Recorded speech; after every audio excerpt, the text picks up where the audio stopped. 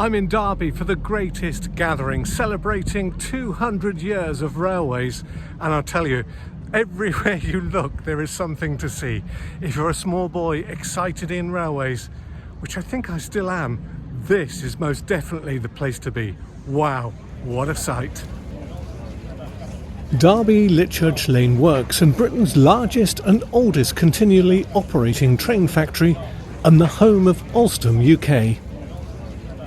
The venue then for the greatest gathering, celebrating 200 years of the modern railway, and billed as the world's largest gathering of historic and modern rolling stock. For rail enthusiasts, young and old, something for everyone. Just inside the main gates, scenes reminiscent of the old Swindon Railway Works. Diesel hydraulic westerns and warships in the once familiar BR blue.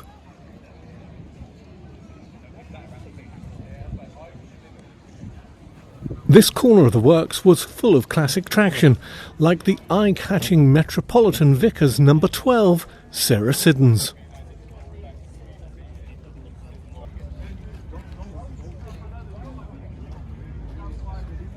Freight shunting locomotives, blue, red, black, all classics in their time.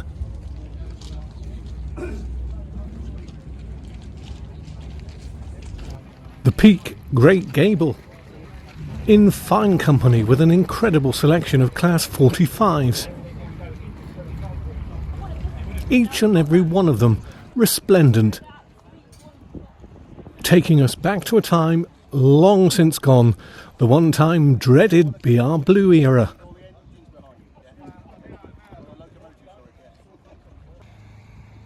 A study in front ends, from freight locomotives to high-speed passengers.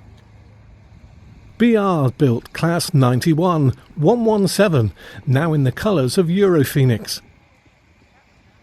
And re-engineered Class 56, now GB Rail Freight, as a Class 69, alongside more up-to-date Freightliners, Class 70. Classic steam outline, and somewhat of a modern-day celebrity. Tornado, a peppercorn A1, although this one built as recently as 2008. Not a preserved locomotive, but a complete new build, proving that modern-day steam locomotives are every bit as popular as their classic ancestors. Certainly no shortage of people wanting to climb the steps and cab every kind of traction available.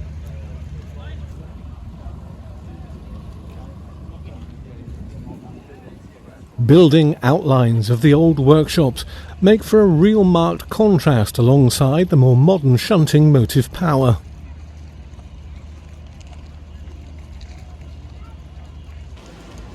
If this was a film, these would be the celebrities. And what a cast of famous faces. Jubilee class Bahamas, built in 1934 and representing the LMS, alongside locos from rival company the LNER.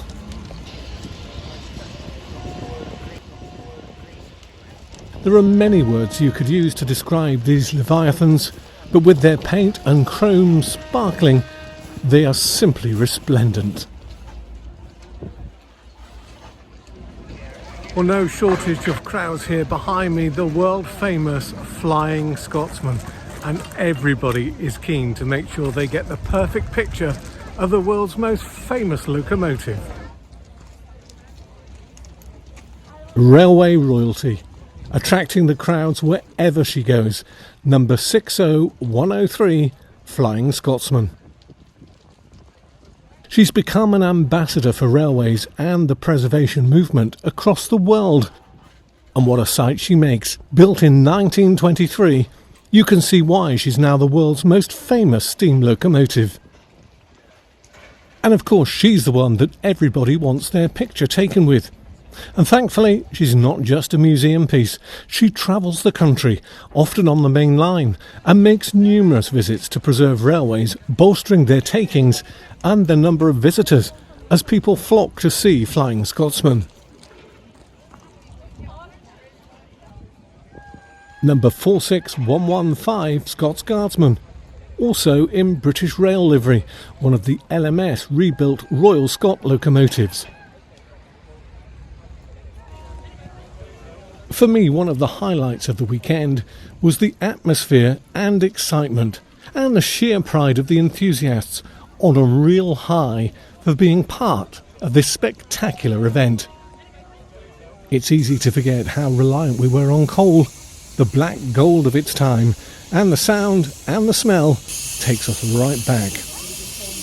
And here's a real veteran, built in 1863 in Manchester, the Furness Railway's number 20, one of the oldest surviving standard gauge locomotives in the UK, still steaming and still whistling.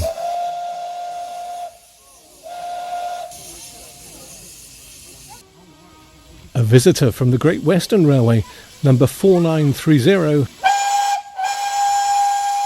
Hagley Hall, built in Swindon in 1929.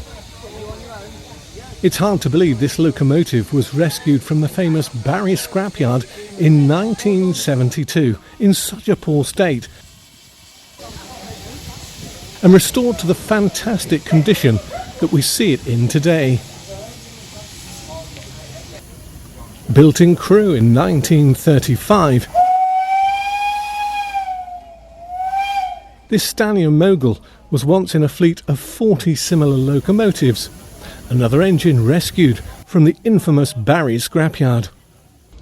An iconic streamlined front end next, the LNER A4 Nigel Gresley, built at Doncaster in 1937.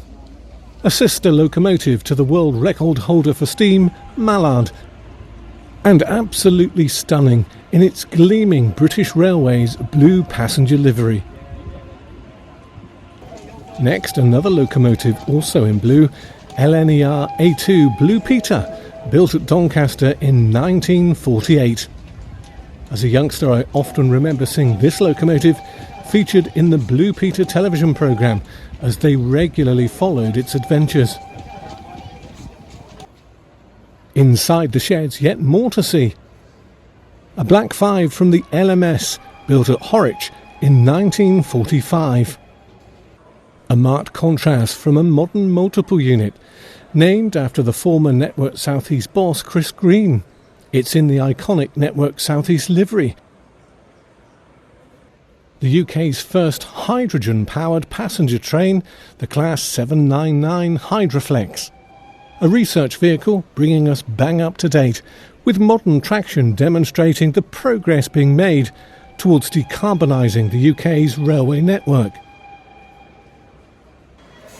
Another study of front ends and the Class 47 in a mock Virgin Trains livery, and some classic BR multiple units. The Class 507 having been preserved after operating its entire life carrying Liverpudlians around the Merseyrail network. When the organisers promised something for everyone, they didn't disappoint. Everywhere you turned, everywhere you looked, there was something to see, something of interest, something for rail enthusiasts of every age.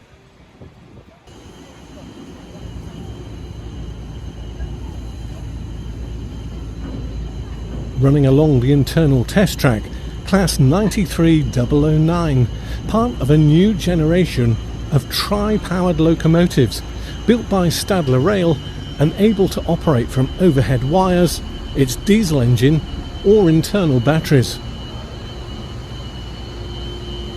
A smart new look representing the very latest in rail technology.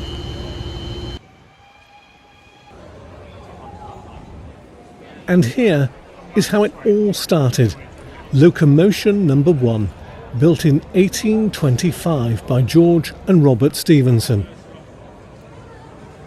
Locomotion hauled the first train on the Stockton and Darlington Railway, making it the very first locomotive to haul a passenger train on a public railway.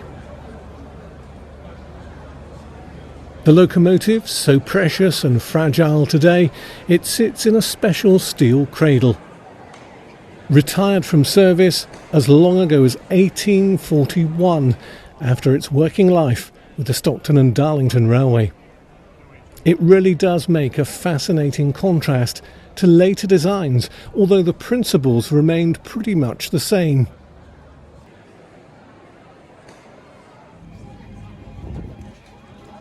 The downpour on the Sunday didn't deter the enthusiastic crowds, and look at that lineup of front ends. Eurostar, high-speed train, Pendolino and a Class 91. We've already seen what can be done building a brand new steam locomotive with the Peppercorn A1 Tornado. Well, here is one of the stars of the show, the Class 23 Baby Deltic. Sadly, none of these were preserved, but the Baby Deltic project is recreating the locomotive by modifying a Class 37 on Class 20 bogies, and a first opportunity for many of us to see the great progress being made to create one of the lost early diesel fleets. Loco spotters of the 60s, 70s and the 80s were treated to a wealth of familiar outlines, like this Brush Type 2 Class 31, built in 1959. The Class 50 Alliance out in strength. On site, 5 of the groups preserved Class 50 locomotives, and what an unforgettable sight and sound they made.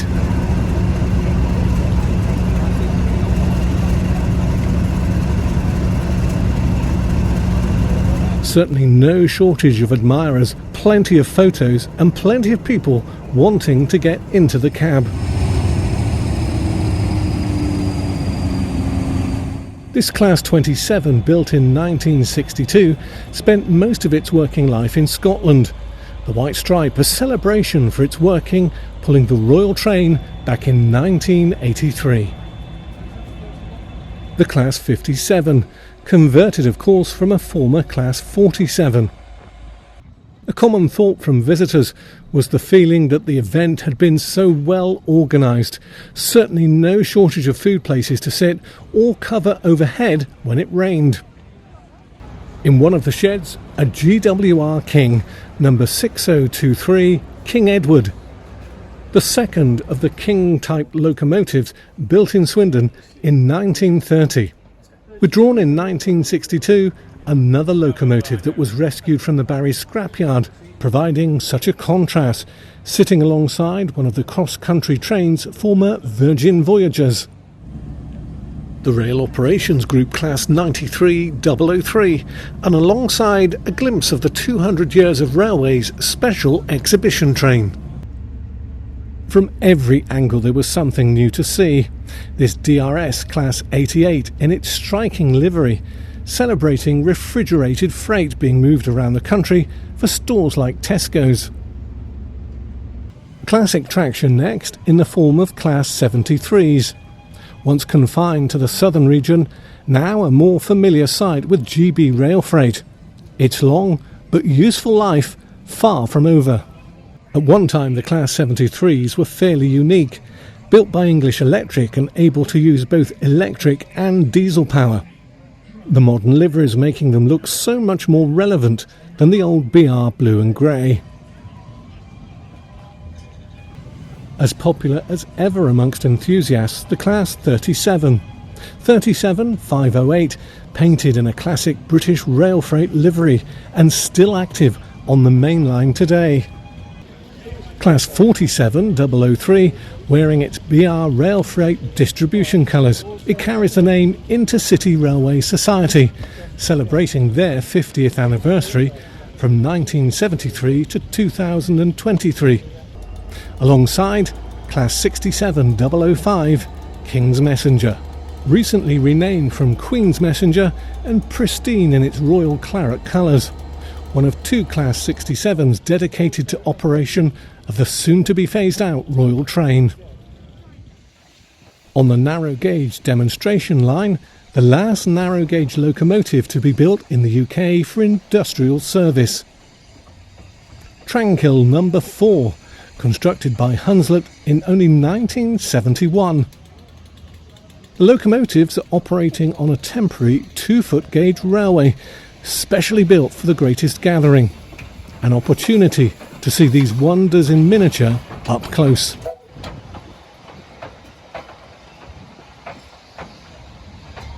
On the other end, one of the star attractions, Prince, the oldest operating narrow-gauge steam locomotive in the world.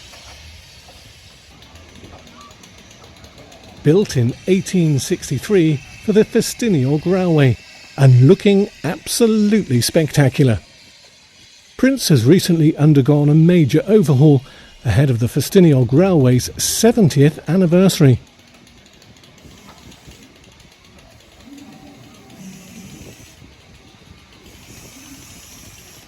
The railway sounds from the past and the present, steam side by side with diesel as an engine bursts into life in the background. A whistle sounds and the King's Messenger finds its voice once again.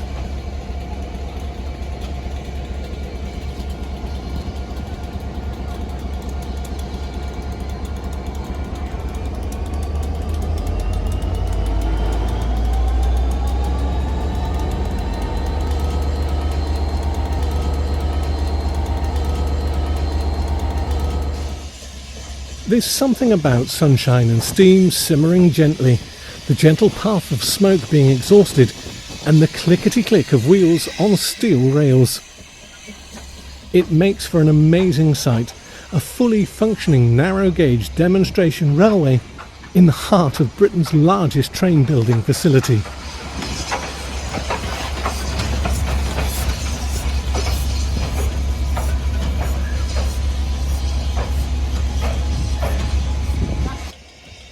Some classic traction and something brand new out of the box.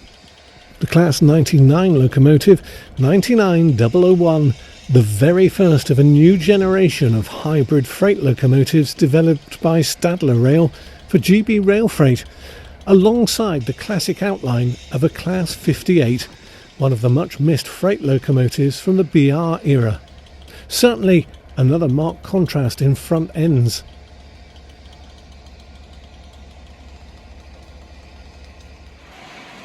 Inside yet another of the sheds, and how about this as the ultimate model railway, powered by real steam and replicating the sounds and smells of a full-size railway. Pure miniature Great Western Railway steam, complete with a rake of absolutely pristine miniature Pullmans.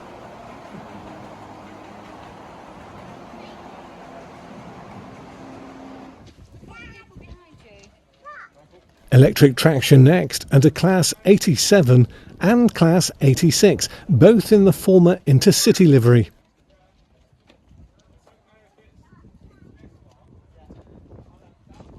Still very much thought of as modern traction, this Class 91 110, an express LNER locomotive celebrating the Battle of Britain Memorial Flight with a stunning vinyl wrap, and the name it received at the National Railway Museum back in 2012. This particular locomotive actually holds the British electric train speed record, achieving 161.7 miles per hour back in September 1989. The livery has earned the locomotive celebrity status and honours the RAF Classic aircraft, the Spitfire, the Hurricane and the Lancaster, and it makes for a truly stunning view. More electric traction with a Class 92 and the unique Class 89001. This one-time prototype ended up being the only one of its kind built by British Rail Engineering Limited at Crewe back in 1986, and often known by its nickname, the Badger, because of its obvious shaped front end. Now retired from frontline service and sporting mainline colours, the 125 Group's Class 43 HST Power Car 43159. It carries the name Rio Warrior, representing the one-time saviour of British Rail, the high-speed train. It's easy to see why this was labelled the greatest gathering. from the oldest working mainline diesel locomotive to unique survivors and modern preservation recreations. The Greatest Gathering illustrates the full diesel locomotive story from 1957 right the way through to the present day, and the crowd certainly weren't disappointed. From hardened enthusiasts to families enjoying a railway-themed day out, there really was something for everyone. The perfect way to celebrate 200 years of railways in the country that gave birth to the railways, at the site of Britain's largest and oldest continually operating train factory. And for many, this is one of the highlights of the event, Class 90018, named the Greatest Gathering.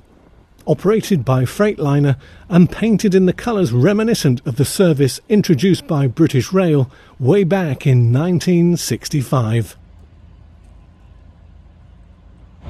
It's a cacophony of noise, but that's it, just about, for the Greatest Gathering as the crowds make their way home. What a day it's been, and I have to say to all those that are involved in organising the event, absolutely spot on. Loads to see, loads to do. I've only just got round it and it's time to go home. But I tell you what, we'll all take away some fantastic memories. Steam or diesel, electric or narrow gauge models of the real thing. Literally something for everyone, in a celebration that we're unlikely to see ever again. A celebration of 200 years of the modern railway, and the Greatest Gathering at Derby's Alstom Little Church Lane Works.